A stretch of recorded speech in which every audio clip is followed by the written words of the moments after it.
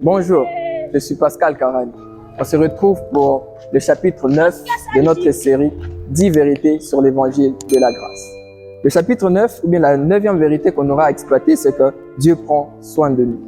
Ça, c'est une vérité que j'aimerais vous partager et j'aimerais vous dire que c'est une vérité qui a changé ma façon de voir les choses. Premièrement, ce que nous devons savoir, c'est que la Bible nous demande apparemment de ne pas craindre 365 fois.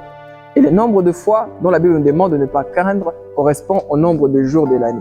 Ça veut dire que la Bible nous demande de ne pas craindre chaque jour dans une année. Mais le problème est que la Bible nous demande de craindre une seule fois.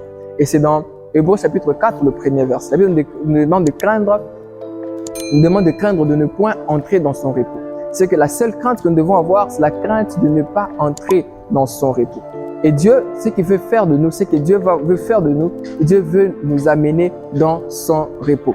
C'est pour cela, la Bible nous dit dans Matthieu chapitre 6, le verset 31 jusqu'au verset 32, la Bible dit « Ne vous inquiétez donc point et ne dites pas « Que mangerons-nous, que boirons-nous, de quoi serons-nous vêtus ?»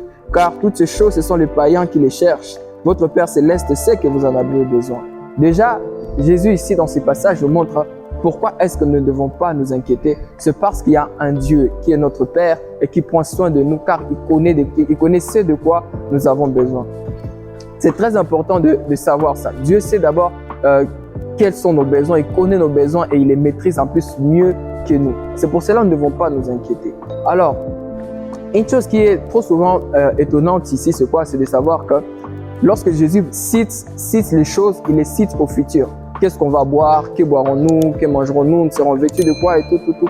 Le problème, c'est quoi? C'est qu'il y a un problème qui se passe dans l'humanité, c'est que l'humanité, on veut tous être concentrés au fait sur notre futur. On s'inquiète trop de notre futur. Qu'est-ce qui va se passer après ceci, après cela?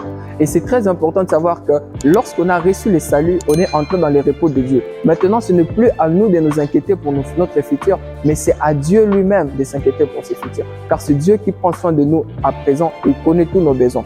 C'est pour ça que la Bible va loin et dit ceci dans Matthieu chapitre 11, les versets 28 jusqu'au verset 30. Il dit « Venez à moi, vous tous qui êtes fatigués et chargés, je vous donnerai des repos.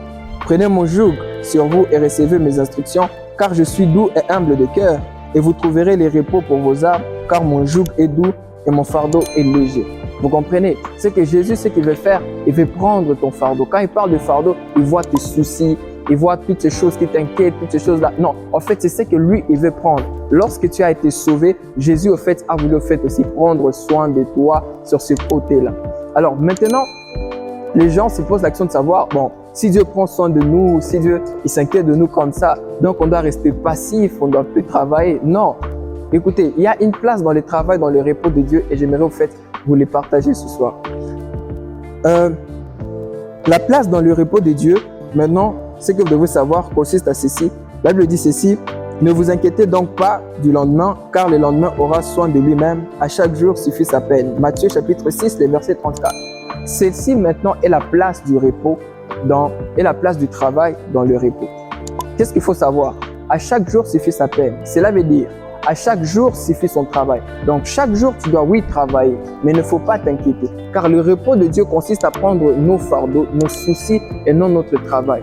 Tu peux travailler dans le repos, dans le sens que tu prépares ton examen, mais tu le prépares dans le repos de Dieu, où tu ne t'inquiètes pas.